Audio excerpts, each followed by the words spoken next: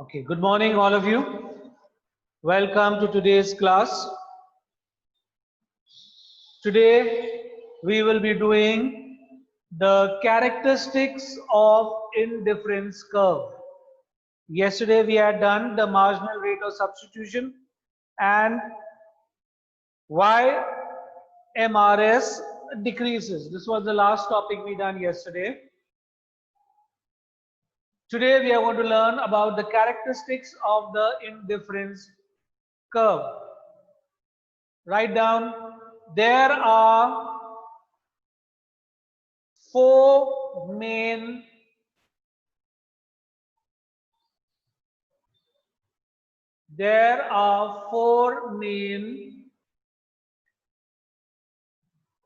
characteristics or properties of the indifference curve.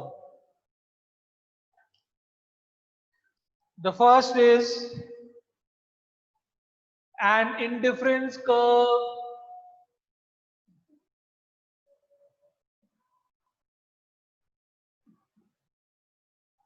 slopes downward.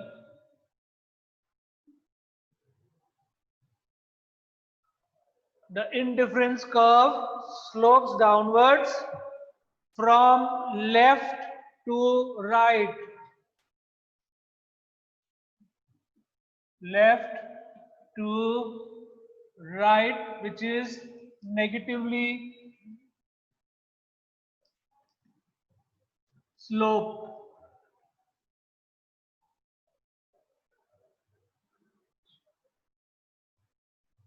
It is negatively sloped. Write down in this point. This property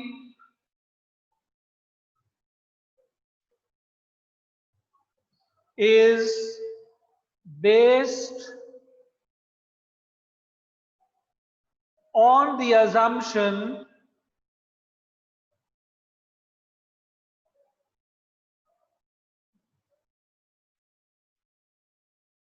that as a consumer consumes more and more of one good,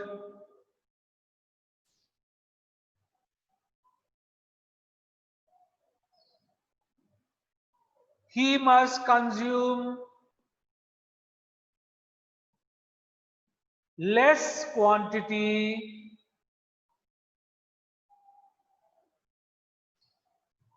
of the other.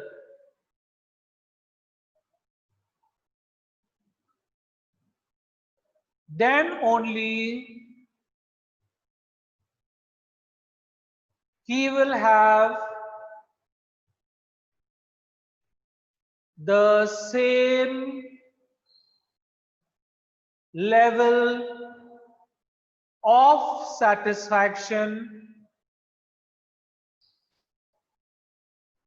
from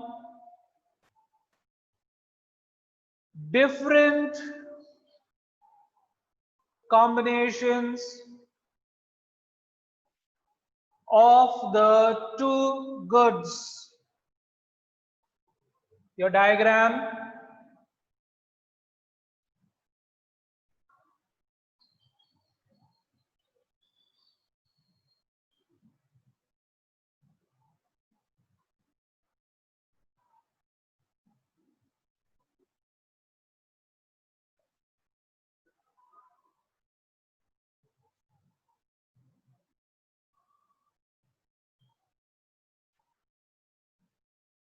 We have on the x-axis the X commodity, and on the y-axis we have the Y commodity.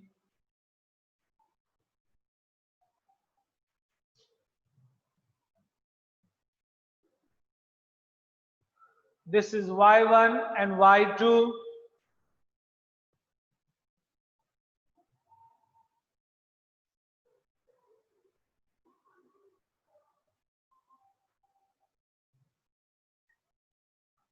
When X commodity has to be increased from year to year, from point A to B, what happens to Y? Y must decrease from Y1 to Y2. Understood? That is why we get the indifference curve sloping downwards from the left to the right. This is the IC curve. Because when the commodity X is increased, first it was over here on the indifference curve, now it comes over here. What happens when X is increasing? Y will decrease from Y1 to Y2. So as a consumer consume more than one good, he must consume less of the other commodity. Then only he will have the same level of satisfaction. Now children, point to be remembered over here is that a consumer can be on any point on the IC curve, anywhere will give him equal satisfaction as long as he is on the IC curve. So when from A he shifts to B, that means X commodity is increasing with the arrow pointing there. What happens to the Y commodity? For X to increase, the Y commodity must decrease. Understood? Second, indifference curve is convex to the origin. I am wiping out the board, or I'll write it here. Indifference curve is convex to the origin.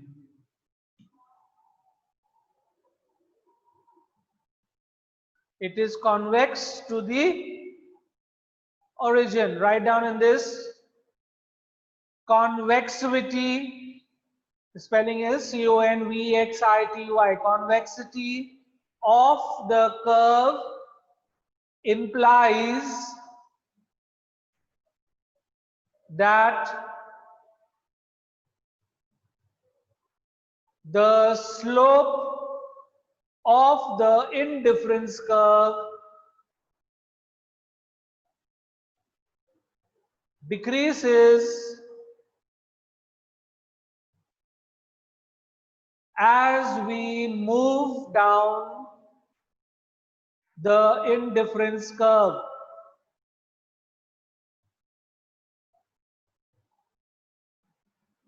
It is based on the assumption of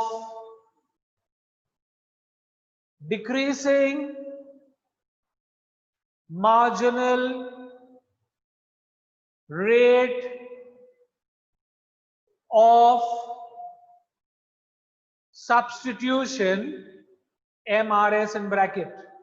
It is based on the assumption of the decreasing marginal rate of substitution. And what does the marginal rate of substitution says? A consumer is willing to substitute one good for the other. That is why, what will you see the shape of the indifference curve? It is convex. What do you mean to the origin? The origin is 0. This point here is origin. It is convex to the origin. That was the second. Third, two indifference curves, two indifference curve never intersect each other. Never intersect each other.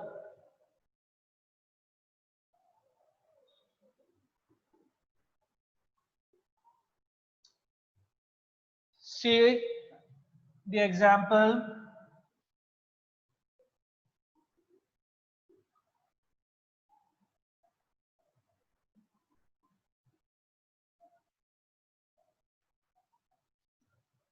Okay. Yeah.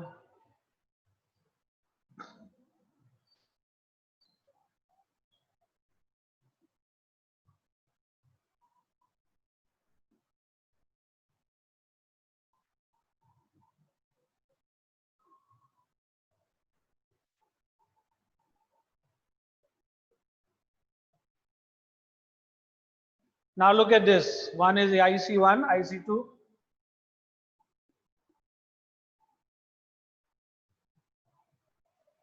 IC1 and IC2 is drawn. Write down over here. Each indifference curve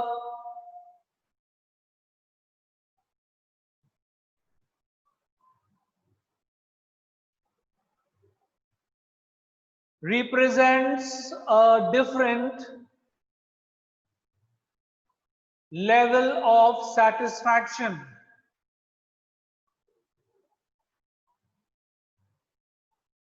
But each point on the indifference curve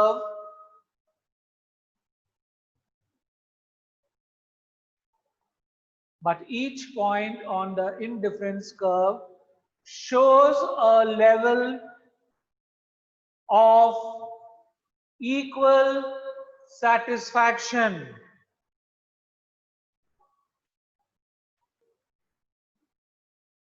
By the level of,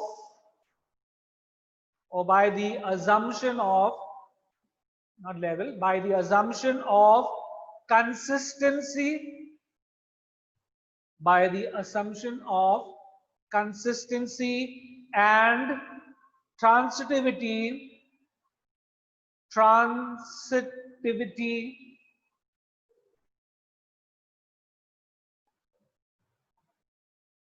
if satisfaction at A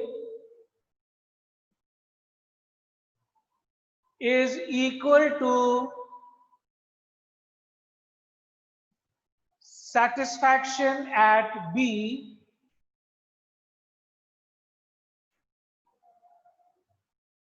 and satisfaction of A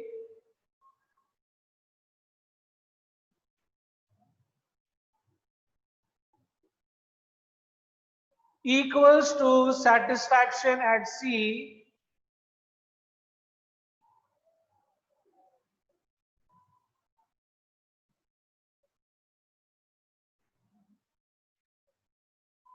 then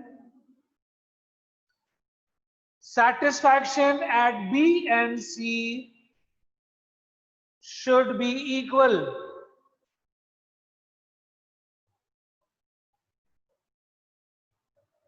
Then satisfaction at B and C should be equal.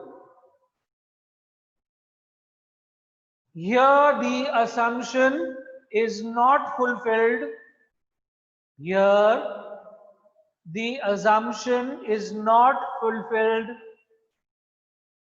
if two ICs intersect each other.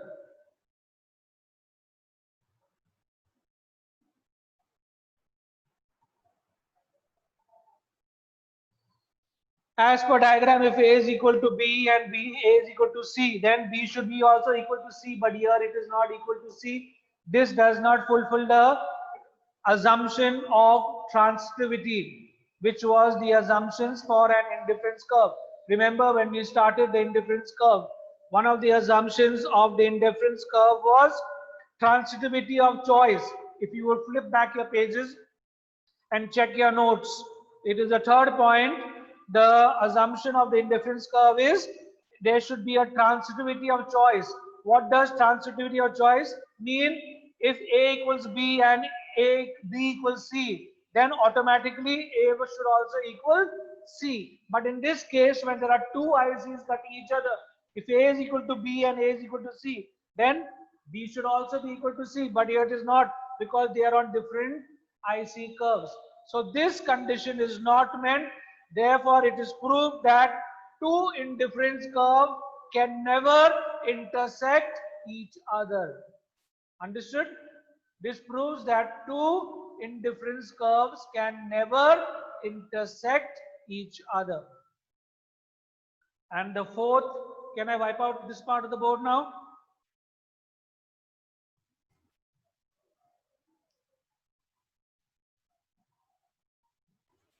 Fourth is higher IC represents higher IC represents higher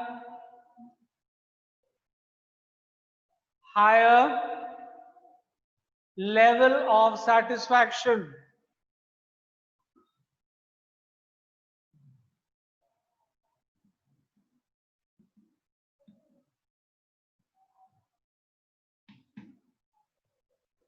Okay, your diagram.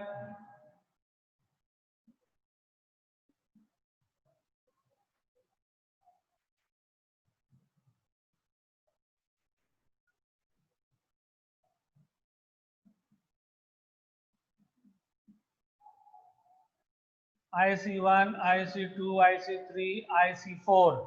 What does this show you? That the higher gives you more satisfaction than the lower one.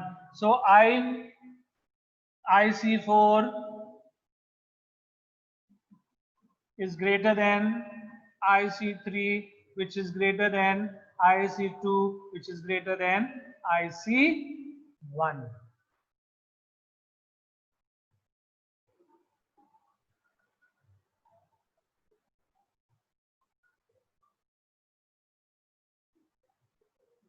Also below this you will write down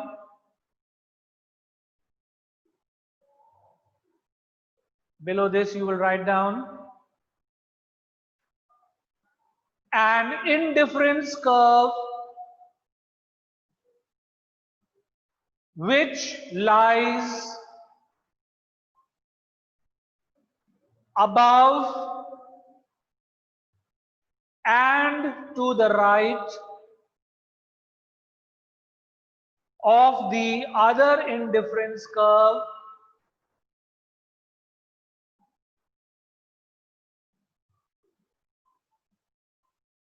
gives a higher level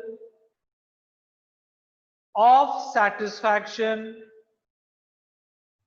than the lower one.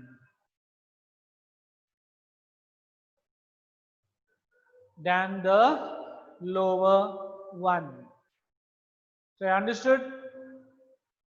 Children, any point on an IC curve will give you the same level of satisfaction. But if you move on from IC1 to IC2, IC2 gives you a higher level of satisfaction as compared to IC1 and so on.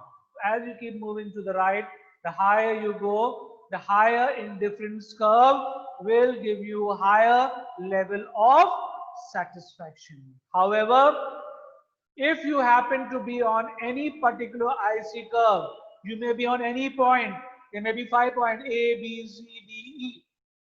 All these will give you same level of satisfaction on the IC curve.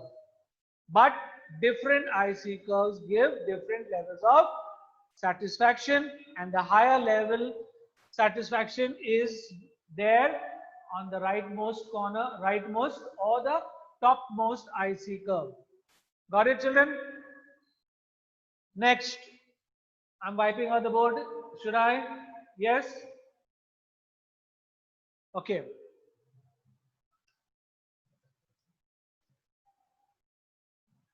The next is monotonic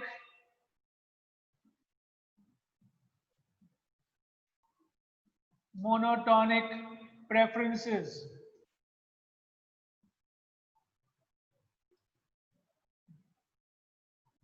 Monotonic preferences. Write down the definition. Monotonic preference means that a consumer always prefers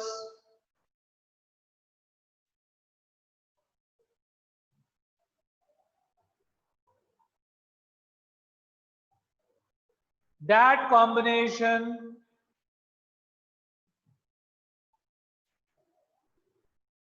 which has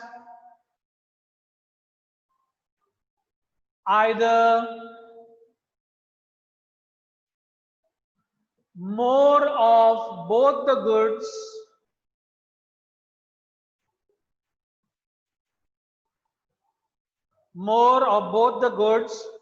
or more of at least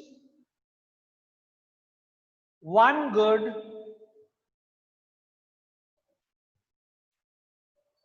and no less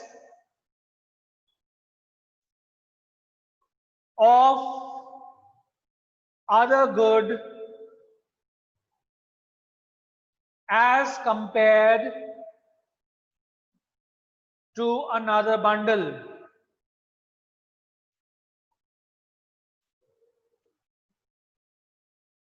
For example, suppose there are two commodities X and Y,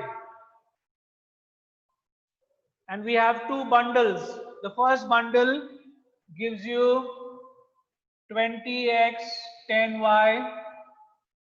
This gives you 10x and let's say 5y. You as a consumer, which bundle would you prefer? You will prefer that bundle which gives you more of both the goods. 20x, 20y, 10y. The other one is 10x, 5y. Which bundle will you choose?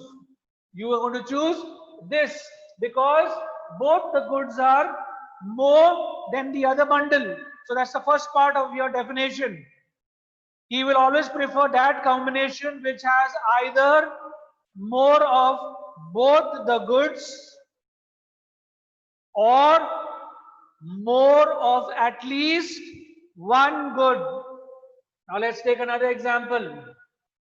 20x, 10y, okay? 20x, 15y. Now which one will you choose? This gives you 20x, this also 20x. This gives you 10y, but he is giving you 15y. So which one will you choose? You are going to choose this bundle.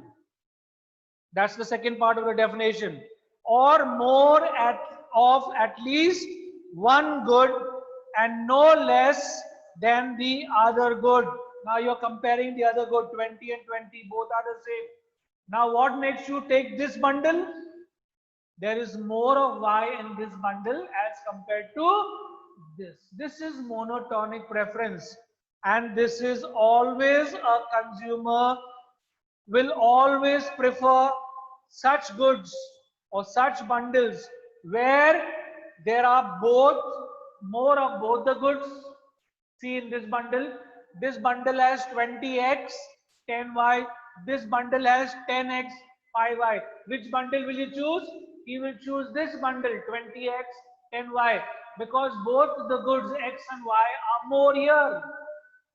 So that is the first part of the definition.